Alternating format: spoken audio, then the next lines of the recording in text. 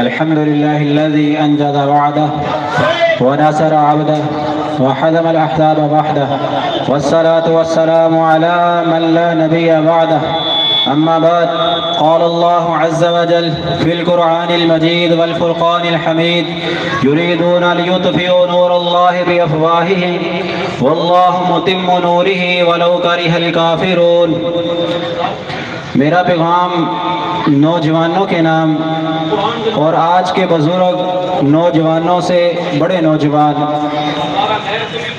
ہم اگر اپنی سابقہ تاریخ کو اٹھا کے دیکھیں، ایک وقت تھا عمر بن خطاب رضی اللہ عنہ اسلام قبول کیا، کعبہ سے مشرک کو باہر نکالا، خالد بن ولید میدان میں اترے، خالد بن ولید کے اترنے کے ساتھ دشمن میدان چھوڑ کے بھاگ جایا کرتا تھا۔ وقت چلتا رہا، مسلمانوں نے اپنے اس وقت کے اندر اپنا ریکارڈ قائم کیا کہ ان کے سامنے دشمن کھڑا نہیں ہو سکتا تھا۔ وقت چلتا رہا، پھر وقت آیا، صلاح الدین ایوبی میدان میں اترے، منگولوں کو زمین میں گاڑ کے اس زمین کے اوپر اسلام کا پرچم لہرایا۔ محمد بن قاسم عرب سے چلے، ہندوستان میں آئے، ہندوستان کے مشرکوں کو کاٹ کے ہندوستان کی زمین کے اوپر اسلام کا پرچم لہرایا۔ لیکن آج کا مسلمان کہاں کھڑا ہے؟ وہ 17 سالہ نوجوان عرب سے چلا، ہندوستان کی زمین پہ آ کے سندھ کے مشرک کو زمین پہ کاٹ کے گیا تھا۔ آج میری عمر 17 سال سے زیادہ ہے، مجھے اللہ نے پاکستان جیسی عظیم نعمت دی ہے، شاید میں اس عظیم نعمت کو سمجھتا نہیں ہوں۔ پاکستان کا مطلب کیا یہ مجھے پتا ہے، لیکن پاکستان لفظ کا معنی کیا ہے؟ پاک ملک، مدینہ منورہ کا معنی کیا تھا؟ پاک ملک، نسبت سمجھتا جانا، تو کون ہے، تیری حیثیت کیا ہے، تو کس ملک میں رہتا ہے، تیرے ملک کی حیثیت کیا ہے؟ آج سمجھ، تیرے ملک کے اندر رہتے ہوئے مسلمان ہونے کی حیثیت سے رب نے تجھے وہ ملک دیا ہے جس کی نسبت مدینے کے ساتھ ملتی ہے، تیری نسبت محمد کے ساتھ ملتی ہے۔ آج ذرا سن، پاکستان کا معنی پاک ملک، مدینہ منورہ کا معنی بھی پاک شہر تھا۔ یہ پہلی نسبت ہے۔ سمجھ تو کون ہے، تیری حیثیت کیا ہے، تیرے ہوتے دشمن کران جلائے، یہ ہو کیسے سکتا ہے، جرت کیسے آئی؟ ہم نے اپنی حیثیت کو بولا، اپنے ملک کو بولا، ملک کہاں کھڑا ہے، ہم کس مقام پہ کھڑے ہیں؟ پاکستان، مدینہ منورہ، پاک ملک، پاک ریاست۔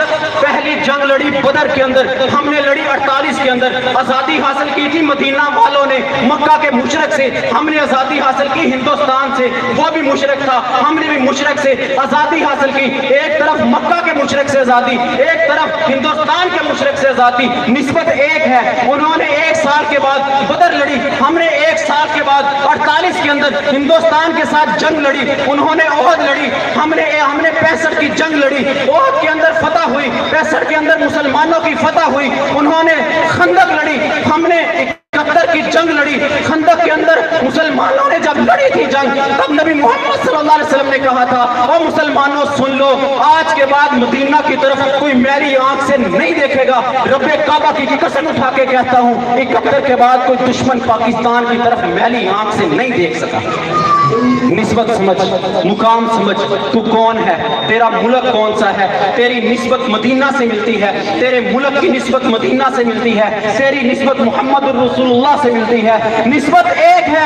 پھر ذرا سن، جس طرح نبوت والی زبان نے کہا تھا، آج کے بعد کوئی مدینہ کی طرف میری آنکھ سے نہیں دیکھ سکتا، رب کعبہ کی قسم سن، نبی محمد صلی اللہ علیہ وسلم نے کہا تھا، لن یبرح ھذا الدین قائما، صحیح مسلم کی حدیث ہے، یہ دین ہمیشہ قائم رہے گا۔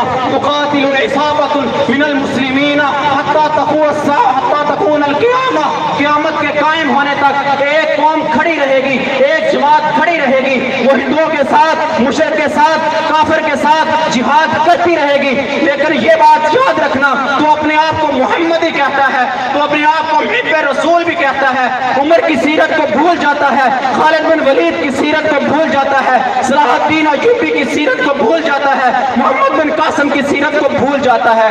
جب وہ تھے تب قرآن نہیں چلتے تھے، جب وہ تھے تب منگول دم جاتے تھے، جب وہ تھے تب مشرک کاٹ دیا جاتا تھا، جب وہ تھے جب دشمن میدان چھوڑ کے بھاگ جایا کرتا تھا، کیونکہ وہ موبائل کی دنیا میں نہیں رہتے تھے۔ وہ آج کے نوجوان نکلا موبائل سے باہر، تیرا موبائل سے تعلق استعمال کی حد تک ہے، تیرا موبائل سے تعلق ضرورت کی حد تک ہے۔ یہ فحاشی اور یعنی چھوڑ دے۔ دشمن نے یہ 5th جنریشن وار ہمارے اوپر لانچ کی ہے کہ اس کی نوجوان نسل سے غیرت کو ختم کر دو، حیا کو ختم کر دو، قرآن کو ختم کر دو، حدیث کو ختم کر دو، مسجد سے تعلق کو ختم کر دو، دین سے تعلق کو ختم کر دو۔ کالج یونیورسٹی کے اندر دھکیل کے ان کے نصاب سے قرآن کو نکال کے، اسلامیات کو نکال کے، ان کے اندر روشن خیالی کو ڈال کے، یہ سارا کچھ ہمارے اندر ڈال کے وہ ہمیں فاحش بنانا چاہتے ہیں۔ رہی کہیں کسر موبائل نے نکال دی، ہر جیب کے اندر فتنہ موجود ہے۔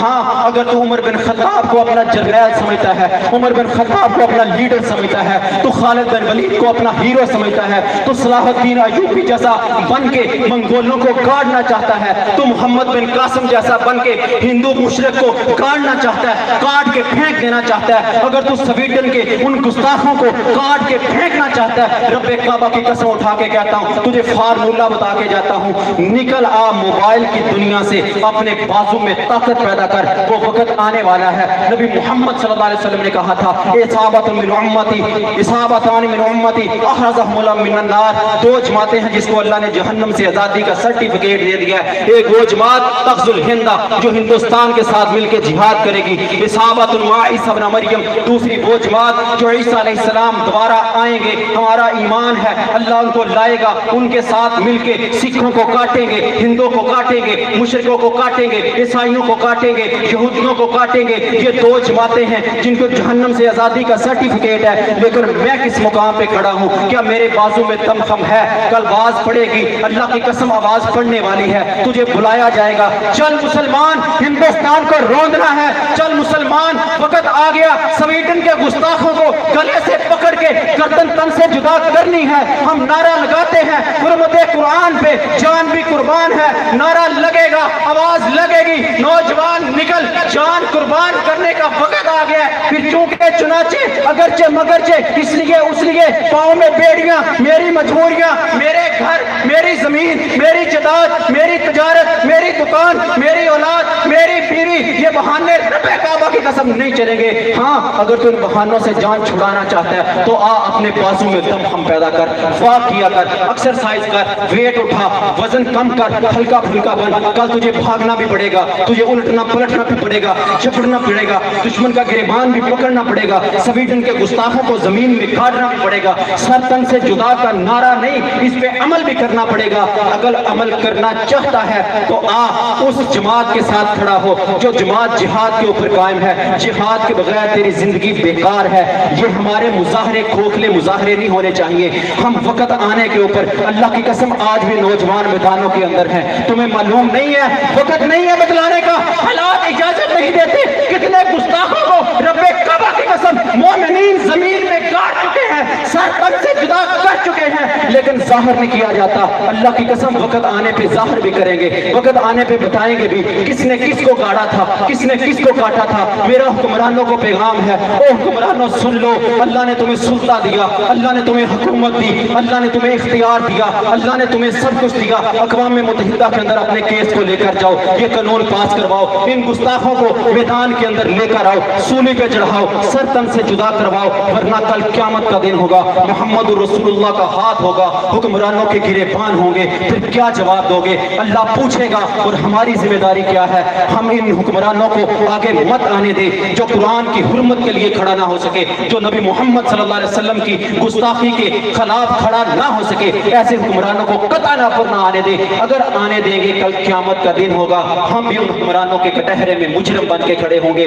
جہاں وہ مجرم ہوں گے وہاں ہم بھی مجرم ہوں گے، جہاں وہ گستاخی کے اندر شامل ہوں گے وہاں ہم بھی شامل ہوں گے۔ ان کو آگے لے کر آؤ جو دین کی بنیاد پہ اس ملک کے اندر امن قائم کر سکے۔ ہم امن کی بات کرتے ہیں، ملک کے اندر امن آ جائے سب حالات ٹھیک ہو جائیں گے۔ دو چیزیں یاد رکھ لو، رب کعبہ کی قسم تیرے ملک کے اندر امن بھی آئے گا، تیرے ملک میں امن بھی آئے گا، پیسہ بھی آئے گا، تجارت بھی آئے گی، سکون بھی آئے گا، خوشحالی بھی آئے گی، سب کچھ آئے گا۔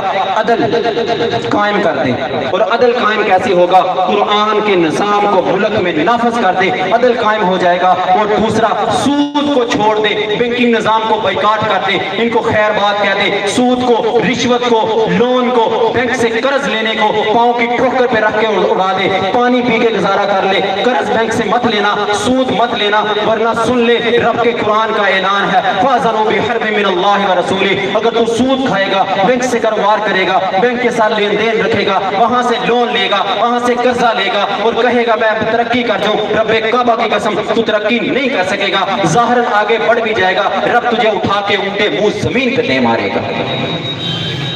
اگر تو چاہتا ہے ملک کے اندر امن آئے, عدل قائم کرنا حکمرانوں کا کام ہے, اپنے 5-6 فٹ کے اوپر اسلام کو نافذ کرنا, اپنے گھر کے اندر اسلام کو نافذ کرنا, قرآنی تعلیمات کو لے کر آنا, یہ تیری ذمہ داری ہے. لے آ, تو کر, خود کو ٹھیک کر, گھرانے کو ٹھیک کر, معاشرے کو ٹھیک کر. معاشرے سے, گھرانوں سے معاشرے بنتے ہیں, معاشروں سے حکومتیں بنتی ہیں. اور میرا اس علاقے کے بلکہ پورے پاکستان کے MNA MPA سے میرا مطالبہ ہے, میں احتجاج ان کے سامنے کرتا ہوں. او بھائی, تمہاری قومی اسمبلی کی تک اپروچ ہے, تمہاری صوبائی اسمبلی تک اپروچ ہے, اپنی اسمبلیوں کے اندر احتجاج ریکارڈ کرواؤ, قرآن چلنے کے خلاف کھڑے ہو جاؤ, اپنی اسمبلی کے اندر مظاہرہ کرو, اسمبلی کے اندر احتجاج کرو. تمہاری اپروچ وہاں تک ہے, رب تم سے وہاں تک پوچھے گا ہماری اپروچ یہاں تک تھی. اے رب تو گواہ رہنا, ہم کھڑے ہیں, ان سب کے نام رب لکھ لے, ہم قرآن کی حرمت کے لیے کھڑے ہیں, قرآن کی گستاخی کے خلاف کھڑے ہیں. رب گواہ ہے, ہم دنیا کے لیے نہیں, ریاکاری کے لیے نہیں, دکھلاوے کے لیے نہیں, رب کی عظمت کے لیے کھڑے ہیں,